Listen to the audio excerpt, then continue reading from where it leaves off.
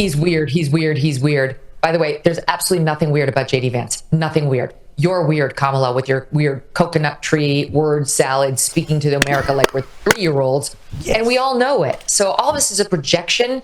And I do think if you're anywhere right of those far left Karens for Kamala or white dudes for Kamala with your land acknowledgements and your don't criticize BIPOC, you understand who the weirdos are in this race.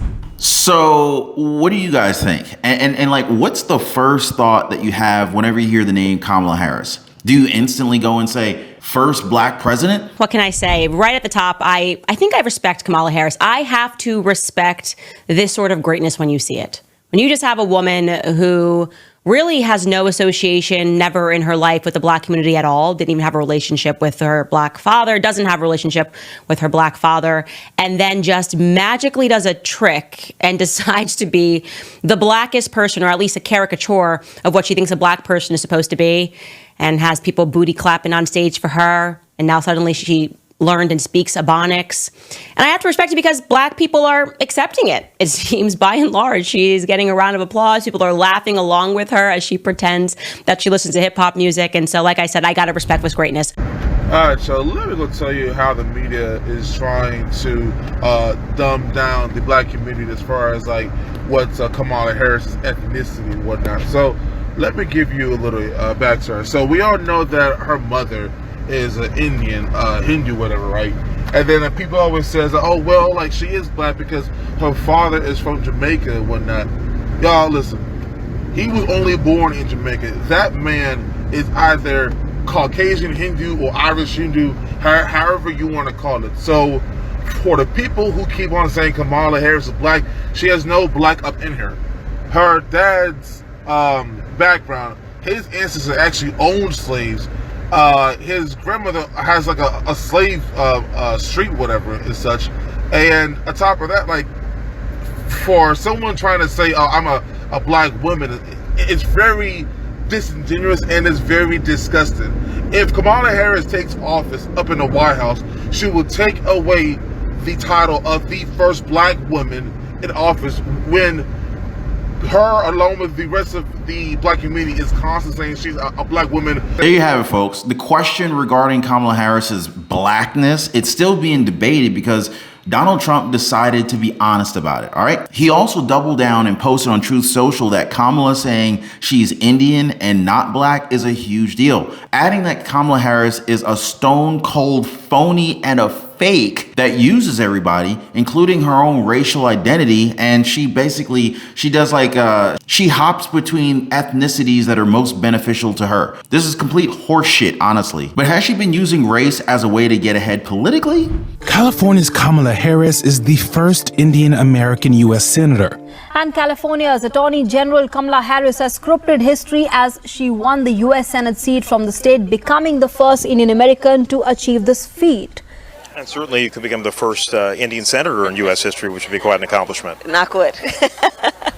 So when it was politically advantageous, she rode the wave as an Indian Jamaican. But now that things are a little bit different, she's on a completely new narrative. One that Donald Trump is calling out as he posted this photo on Truth Social. Now, this is obviously a photo of Kamala Harris from her younger years. And in this post, Trump said this: "Thank you, Kamala, for the nice picture you sent from many years ago. Your warmth, friendship, and love of your Indian heritage are very much appreciated." As you can see, Donald Trump is not holding back at all. He is full on after Harris at this point, and it's getting both good and bad reactions. Kamala Harris's team, though, they're firing back, but they're pushing for something that Donald Trump agreed to before: a debate. Now, the problem is that Donald Trump agreed to a second debate with President Joe Biden, not the VP. And I think that this shows us just how the Democratic Party works. They'll do anything so long as they think it helps their cause. The party that cries about how Donald Trump is a threat to democracy just forced out the candidate that their voters chose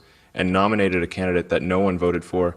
The hypocrisy is immense in the Democratic Party. Unbelievable, guys. This is unbelievable. And it's really hard to argue with Elon Musk's logic here. I mean, voters sure did not pick Kamala Harris to be their presidential nominee. But they were riding a sinking ship, so they had to kind of make do and make a life vest. And I know this sounds harsh, guys, but that's what a lot of people feel about Kamala Harris. At least that was the consensus before she was suddenly brought up to bat due to President Biden's poor mental performance in his first debate with Donald Trump. One word that Republicans have used against the VP is the term incompetent. Here is Senator Barrasso berating Kamala Harris. The Democrats have successfully benched their starting quarterback, Joe Biden, and have replaced him with someone equally incompetent but much more liberal to call the plays. As Vice President, Kamala Harris has been leading the cheers for the party of high prices and open borders. As Vice President, she broke the tie 17 times on radical nominees, some who want to defund the police. She broke the tie to pass the reckless tax and spending bill, which brought us the highest inflation in 40 years. And as the borders are, she opened the floodgates. 10 million illegal immigrants invaded our country. When they ranked senators, she was ranked the most liberal United States senator when she was a senator. Dangerously liberal. A San Francisco liberal. More liberal than Bernie Sanders. I mean, how liberal is that? Well, it's somebody that proposed eliminating private health insurance for Americans, but yet she wants to pay for health care for illegal immigrants. Wow, guys, you just can't even make this stuff up. Now, again, the term, I admit, is a little harsh. I mean, you might think that this is part of a movement to belittle Harris. Maybe even liken it to them using the term weird against Donald Trump and JD Vance. But no, this is not the case here. A Breaking Points poll showed a couple of words to describe the vice president, a description that's being channeled through voters. And well, here's the verdict. What are the biggest words and descriptors that jump out? Number one, not a good sign for her, incompetent. Close behind, however, is a positive word, strong. And then you have probably in third place there, it looks like you've got liberal, which is something certainly that, they consider to be a vulnerability and the Trump campaign considers to be a vulnerability. Wow. So this means that voters are literally proving what Republicans are saying out in the public. But yet they're still snapping back with this entire weird movement that's not really gaining a whole lot of traction. In fact, the problem for the Harris campaign is that they just can't point to the Trump term and say, hey, Americans don't want this anymore, because it's not true. A majority of Americans prefer Donald Trump in charge of so many things that Biden has essentially effed up. There's the economy, there's inflation, our borders, national security. There's a lot of that talk going around, guys. And this is why weird is just the best thing that they can come up with for Trump and JD Vance. Now, this reminds me of how Senator John Kennedy went off on Harris in a recent Fox News interview. You guys got to check out my previous video because the footage of Kennedy is going viral. And as always, guys, thank you so much for hitting the like button. Thank you for subscribing to the channel. Thank you for sharing these videos on Facebook and Twitter, and I'll see you on the next one.